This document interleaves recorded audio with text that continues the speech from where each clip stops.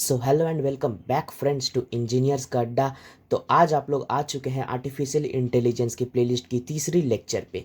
तो आज का वीडियो बहुत ही मज़ेदार होने वाला है, बहुत ही इंटरेस्टिंग होने वाला है, क्योंकि आज हम लोग बात करने वाले हैं आर्टिफिशियल इंटेलिजेंस की टेक्निक्स के ऊपर। यानी कि आर्टिफिशियल इंटेलिजेंस में क्या क्या तकनीक यूज़ की जाती है, क्या क्या उसमें एल्गोरिदम्स है, क्या क्या उसमें मैकेनिज्म है। आर्टिफिशियल इंटेलिजेंस जो हम लोग को रिजल्ट देती है वो कैसे देती है, वो उस रिजल्ट तक कैसे पहुँचती है, ये सब कुछ आज हम लोग देखने वाले हैं।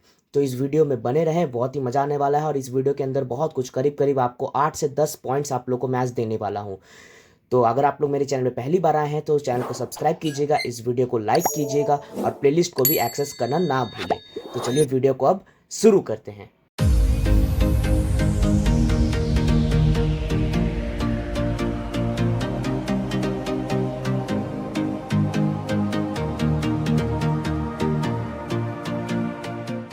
तो सबसे पहले शुरू करते हैं इसकी डेफिनेशन टर्म के साथ। तो मैं जल्दी से आप लोग के लिए डेफिनेशन टर्म लिख देता हूं कि ये क्या कहता है। एआई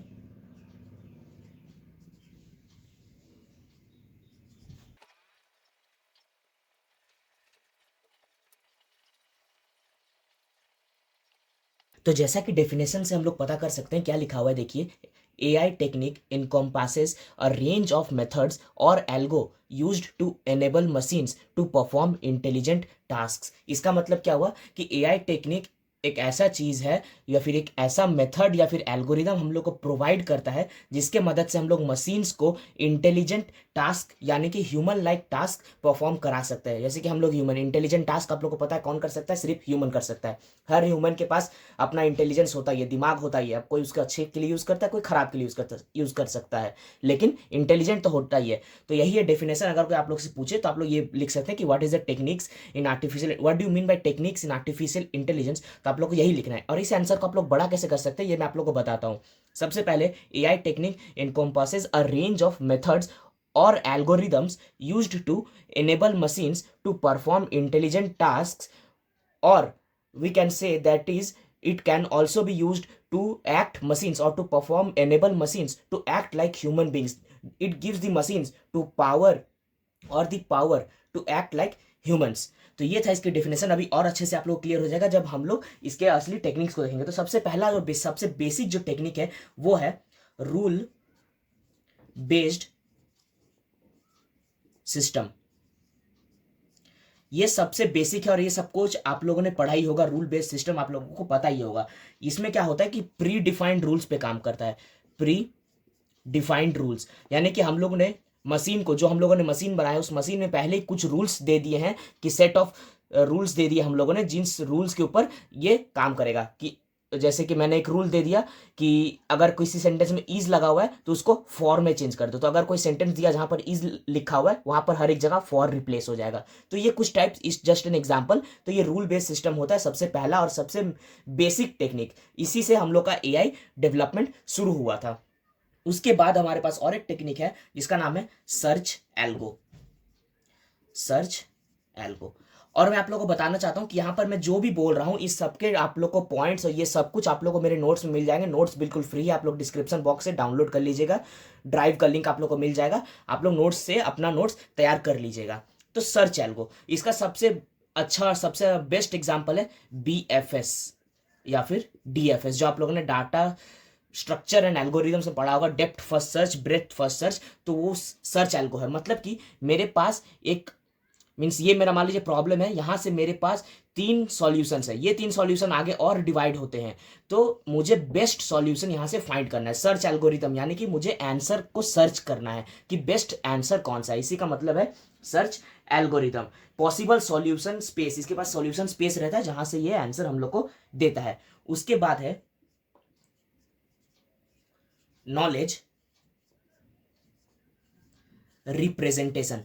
मतलब कि नॉलेज को रिप्रेजेंट करना। नॉलेज रिप्रेजेंटेशन यानी कि हमारे पास वर्ल्ड में जो भी नॉलेज है हमारे पास, मतलब कि डाटा नॉलेज यानी कि यहाँ पर डायरेक्टली कहता है कि डाटा जो भी हमारे पास वर्ल्ड में डाटा अवेलेबल है उन डाटा को मशीन को फीड करना। मशीन को मैंने वो पूरा डाटा दे दिया कि वर्ल्ड में कहाँ पर क्या चल रहा है, ईच एंड एवरीथिंग, और उसके अकॉर्डिंग उस मशीन को मैंने जो भी पूछा उसने मुझे एक आंसर प्रोवाइड कर दिया। तो ये होता है सबसे पहला था कि रूल्स के अकॉर्डिंग काम करेगा, दूसरा कि बेस्ट सॉल्यूशन फाइंड करेगा बहुत सारे सॉल्यूशन से, और तीसरा हो गया कि मैंने पूरा डाटा ही उसको दे दिया वर्ल्ड में जो भी हो रहा है और उससे उसने मुझे आंसर निकाल के दिया। उसके बाद है फोर्थ, पैटर्न पैटर्न रिकॉग्नाइजेशन।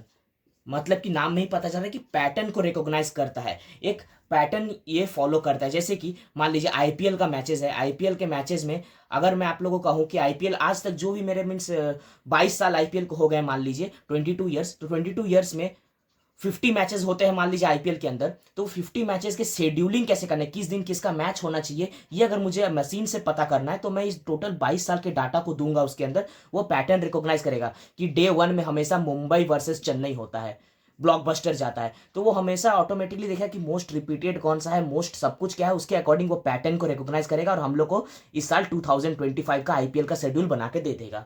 तो ये होता है पैटर्न रिकॉग्नाइजेशन सिस्टम। उसके बाद है क्लस्टरिंग एल्गो। क्लस्टरिंग एल्गो ये आप लोगों ने पढ़ा होगा कहीं ना कहीं, के मीन्स क्लस्टरिंग, ये नाम सुना होगा, या फिर के मैप, ये आप लोगों ने पढ़ा होगा कहीं ना कहीं, के मीन्स क्लस्टरिंग एल्गोरिदम, या फिर के एन एन। तो यही होता है, मतलब कि सेम ग्रुप ऑफ डाटास को एक साथ मीन्स क्लस्टर बना लेना, एक क्लस्टर के फॉर्म में। ये आप लोग को शायद मोस्ट प्रोबेबली मैंने इसके ऊपर भी वीडियो बना के रखा है, अगर आप लोग को चाहिए तो आप लोग वो देख सकते हैं। उसके बाद आता है हमारे पास 6 point, classification algo.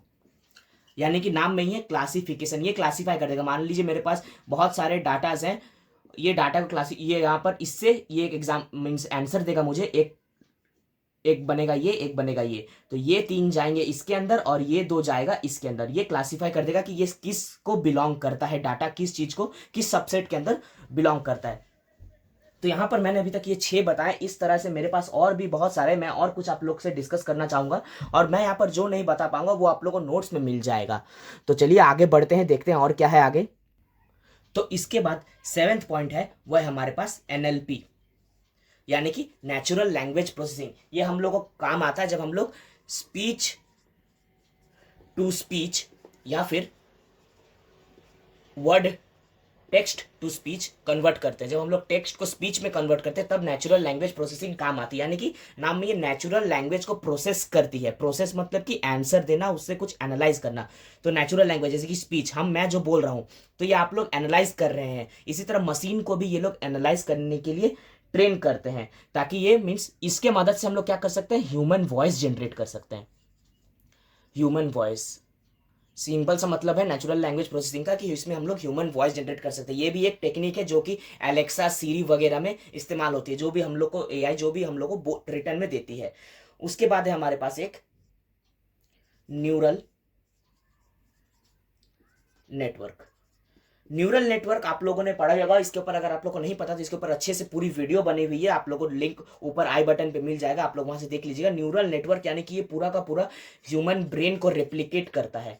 Human brain मतलब कि हम लोग का दिमाग जैसे काम करता है, कि हम लोग जैसे सोच सकते हैं, हम लोग जैसे समझ सकते हैं, हम लोग चीज़ों को याद कर सकते हैं, रिमेंबर अपने एक्सपीरियंस से सीख सकते हैं, वो A to Z सारा काम करना। यानी कि एक रोबोट के तौर पर चलता फिरता रोबोट, जो कि अभी तक पॉसिबल हुआ नहीं है लेकिन जरूर होगा ही होगा। तो ये एक न्यूरल नेटवर्क एक प्रोसेस है, जैसे कि चैट जीपीटीज वगैरह या फिर हाई जैसे टेस्ला कार्स वगैरह, वहां पर न्यूरल नेटवर्क्स का इस्तेमाल टेक्निक्स किया जाता है। उसके बाद है फजी लॉजिक। फजी लॉजिक जैसे हम लोग के पास बुलियन लॉजिक होता है, उसी तरह से एक फजी लॉजिक भी टेक्निक है। इसके ऊपर भी मैंने आप लोग के लिए वीडियोस बना के रखी है, बहुत अच्छे से समझाया कि with example, real life example के साथ, कि फजी लॉजिक होता क्या है। ये क्या करता है, अनसर्टेनिटी से डील करता है। अनसर्टेनिटी मतलब कि जैसे कि पहले एआई अगर नहीं था तो हम लोग के पास क्या रहता था, चांसेस। जैसे कि मान लीजिए एक इंडिया वर्सेस पाकिस्तान का मैच हो रहा है, इंडिया वर्सेस पाकिस्तान, तो अगर एआई नहीं रहता तो हम लोग को विन प्रिडिक्शन जैसे करना होता था, हम लोग क्या बोलते थे, या तो इंडिया जीतेगा, या तो पाकिस्तान जीतेगा, या तो इंडिया हारेगा और पाकिस्तान जीतेगा। ठीक है, यही हम लोग के पास था। लेकिन जैसे ही फजी लॉजिक हम लोगों ने लगाया इसके ऊपर, तो यहां पर क्या बन गया, 70-30, 80-20। तो ये हमारे पास एक अनसर्टिनिटी को डील करना, यानी कि यस और नो में आंसर नहीं बल्कि परसेंटेज में हम लोग आंसर दे सकते हैं, तो इसलिए यूज होता है फजी लॉजिक। इसको अगर आप लोग को और समझना है, बहुत ही इंटरेस्टिंग टॉपिक है, तो आप लोग वीडियो देख सकते हैं। और इसके बाद जो मेजर है वो है मशीन लर्निंग। ये तो आप लोग को पता ही होगा, मशीन लर्निंग एक पार्ट है आर्टिफिशियल इंटेलिजेंस का, और ये भी एक टेक्निक है। इसके अंदर आता है सुपरवाइज्ड, अनसुपरवाइज्ड एंड रीइंफोर्समेंट। इन तीनों को भी मैंने बहुत ही अच्छे से एक्सप्लेन करके रखा है, इस वीडियो में एक्सप्लेन नहीं करने वाला हूं क्योंकि वीडियो फिर लंबी चली जाएगी। अगर आप लोग को इसको बारे में मैं उम्मीद करता हूं कि आप लोग अभी 7th सेम में अपने होंगे या फिर फाइनल ईयर में होंगे, तो आप लोग को इसके बारे में पता ही होगा। ये तो बेसिक्स है कंप्यूटर साइंस के स्टूडेंट्स के लिए। अगर आप लोग को नहीं पता तो आप लोग वीडियो मेरी देख सकते हैं, वहां पर अच्छे से विथ रियल लाइफ एग्जांपल मैंने इसको भी एक्सप्लेन किया है, और नोट्स भी आप लोग के पास फ्री में अवेलेबल है, तो इसके मदद से आप लोग अपना नोट्स तैयार कर लीजिएगा। तो मैं उम्मीद करता हूँ दोस्तों कि आप लोगों को वीडियो पसंद आई, इन्फॉर्मेटिव लगी है। और इसके बाद भी ये नहीं कि यहाँ पर सिर्फ 10 ही है, आपको नोट्स में और भी अराउंड 4 to 5 एक्स्ट्रा पॉइंट्स मिल जाएंगे। तो आप लोग नोट्स को एक्सेस करना ना भूलें, अपने वीडियो को क्लासमेट्स के साथ शेयर करें ताकि सबकी मदद हो सके, एग्जाम में अच्छे से प्रिपेयर करें। कुछ भी डाउट हो तो कमेंट करें दोस्तों। मिलता हूँ दोस्तों अगले वीडियो पे, till then bye bye and take care friends.